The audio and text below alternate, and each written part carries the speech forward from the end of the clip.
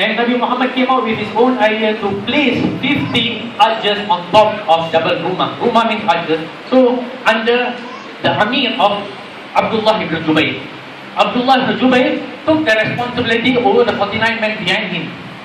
Many things happened. It only grew anger in Rasulullah sallallahu alaihi wasallam.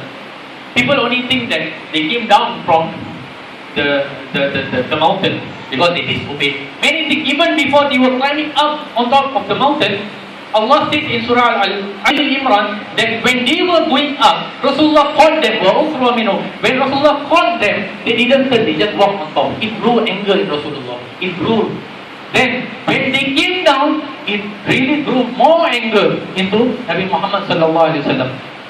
The reason why I'm bringing this is, "Man yuti'ir Rasul faqad ata Allah." Whoever obey Rasulullah has obeyed Allah. And Nabi Muhammad sallallahu alaihi wasallam said in the hadith that, "Man ata'ani faqad ata Allah, wa man asani faqad asa Allah." Whoever obeys me has obeyed Allah, and whoever disobeys me has disobeyed Allah subhanahu wa ta'ala.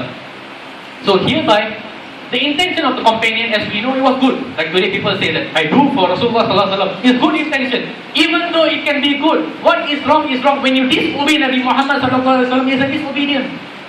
And it was companion. What more about us? We are normal people. We are not companion. We didn't witness Nabi Muhammad sallallahu alaihi wasallam. We didn't see Nabi Muhammad sallallahu alaihi wasallam. Did we? We didn't meet Rasulullah sallallahu alaihi wasallam. But those companions, they met Rasulullah sallallahu alaihi wasallam. They listened to his rules and regulations. They went up. When they came down from the mountain, it's only to collect the booties, the spoiled booties which was left behind. They thought that they were winning. But then Allah subhanahu wa ta'ala changed the plan, because why? You disobeyed my prophet. From the back, who came? Khalid ibn Walid, to win the war. And thereby the Kafir, which is the Quraysh, won the war.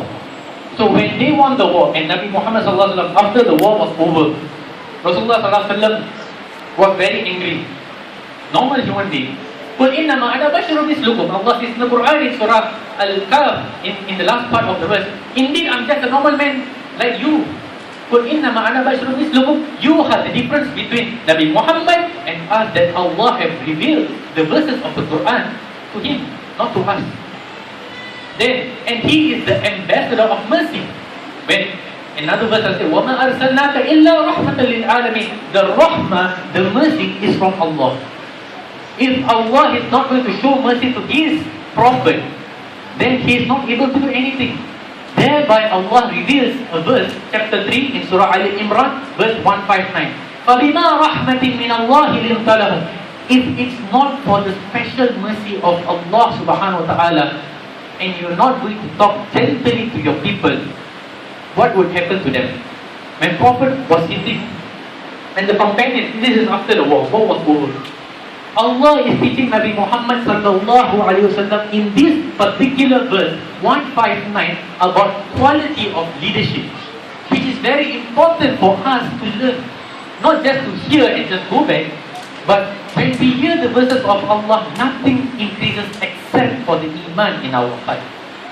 Allah says that فَبِمَا رَحْمَةٍ مِّنَ اللَّهِ لِنْتَ لَهُمْ وَلَوْ كُنْتَ فَظًّا غَلِيظَ الْقَلْبِ لَانفَضُّوا مِنْ حَوْلِكَ فَاعْفُ عَنْهُمْ وَاسْتَغْفِرْ لَهُمْ وَشَاوِرْهُمْ فِي الْأَمْرِ فَإِذَا عَزَمْتَ فَتَوَكَّلْ عَلَى اللَّهِ إِنَّ اللَّهَ يُحِبُّ الْمُتَوَكِّلِينَ. When Nabi Muhammad, when Allah subhanahu wa ta'ala gave him the special mercy, he said that, what will happen if you are angry Nabi Muhammad sallallahu alaihi wasallam? Nabi Muhammad is acknowledging his companions. He's not acknowledging any other people. Companions who were given iman in their heart. When they saw Prophet sallallahu alaihi wasallam, Allah endeared them and gave them the love of iman. And it says that.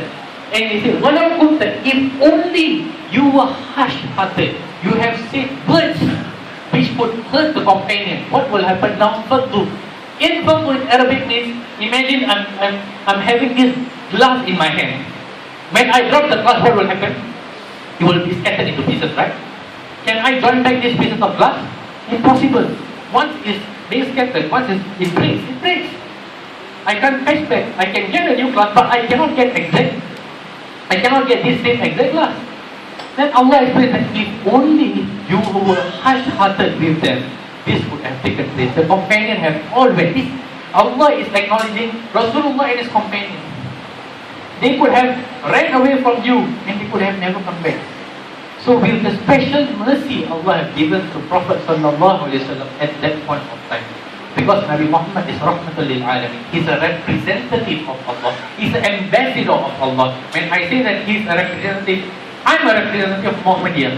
The way I act, it will reflect back on Muhammadiyah. If you are an employee in a company, when they send you as a representative, you're not going as with your own name tag. You're going as a representative of that company. So whatever you do will reflect upon that company. So whatever Nabi Muhammad sallallahu alaihi wasallam does, it will reflect upon Allah subhanahu wa ta'ala. That's why Allah gave him the special mercy at that point of time. So when Allah gives, he talked nicely, then Allah says, Fa'afu anhum. Forgive them with love. When someone does something which is a sin, an evil deed, it's very hard for us to forgive. Forgiving is one thing. Forgiving with love is another step which we need to take. It is not easy for anyone to forgive with love. That is one. Fa'afu anhum. Second, fastaghfir lahum. Istighfar, normally we say is astaghfirullah, right? But hereby Allah subhanahu wa ta'ala is saying that, O Prophet, when you are in praying during your late prayers, your night prayers, ask forgiveness on behalf of them. Means ask forgiveness to Allah on behalf of them. So Nabi Muhammad, what he does is, first he forgives them with love. Second, when he is praying secretly to Allah subhanahu wa ta'ala, he makes forgiveness to all the companions, asking, Ya Allah, forgive my companion for the sins he's done. This is the quality of it. How many of us are doing this? How many of us have this quality in ourselves? Second, first is forgiving with love. Second is forgiving their sin in secret to Allah subhanahu wa ta'ala. Fa'afu anhum wastaghfir wa shawirhum fil amr. Consult them in all your affairs. Imagine you're working in a company, an employee, imagine you're the boss of the company, you're running your own company, your employee have done a sin. First of all, it's hard to forgive. Then when you forgive, alhamdulillah. Then, imagine this is a Muslim company, this is not a Chinese company, this is a Muslim company. You go to Allah subhanahu wa ta'ala, take repentance. Ya Allah, forgive my employee. Third, you're saying that, what you're saying? Consulting him in your affairs. There's two kinds of consultation normally we have in companies. First is your boss call you, ask you to give some feedback. You're very happy. You go next day to your house and saying that my boss took some feedback from me. Inshallah it will happen. 6 months later you say that nothing happened. Only worse. Only the rules and regulations are more stern. He just told just to satisfy me. You know, some people just take feedback just to satisfy the person. That's one. There are second kind of consultation. This is normally when we have in life. We listen. We go to our friend and you advise me, brother, what to do. He advise you and you seek another advice. 2 to 3 brothers. Once you have compiled the advice, you say that okay, I follow brother A. You follow his advice. Sooner or later, 2 or 3 weeks later, the advice you seek from him, it flops. What you say? Because of you lah, I fall into this problem. If I have not listened to you, I have listened to the other brother, which gave me a better alternative, I could have been better. This is what normally we do in life. We listen, then we just go ahead, then after that we find fault in the brother who give us the advice. But hereby Allah is giving a conclusion. وَشَاوِرْهُمْ فِي الْأَمْرِ, and consult them once you have taken the advice from them.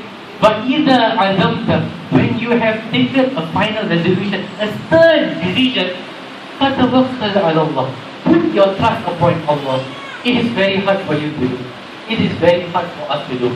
When we take an advice from a brother, it can be good, it can be bad. Only Allah knows. You receive the advice, take the decision, go forward, put the trust upon Allah, even though it's going to be a failure. In it, there is fire. In it, there will be some good. So, hereby, after they losing in Al-Uhud, Allah teach leadership quality to Nabi Muhammad sallallahu alaihi wasallam.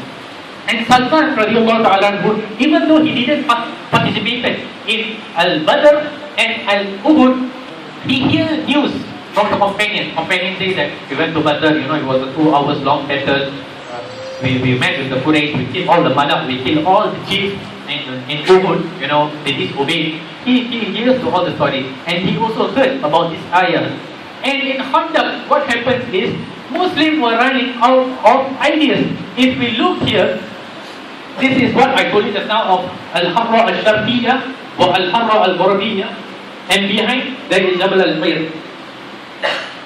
Medina is being covered, beautiful structure. None can engineer this except for Allah subhanahu wa ta'ala. It's being protected by 2 mountains. These are not normal mountains. These are rocky, volcanical mountains. It is very hard for an army to go on top of the mountain. So, it's being protected by them. So now they need alternative. They need new strategy. They need new ideas. Arabs normally they fight 1-to-1. They fight, not 1-to-1 fight. When they fight, they only fight face to face. They do not have ideas. They were running short of ideas. But thereupon Allah subhanahu wa ta'ala bring a man forward, which was Salman al-Farisi. He comes in front of Prophet sallallahu alaihi wasallam. Then he suggests an idea. When I was back in Persia, Prophet sallallahu alaihi wasallam, Persia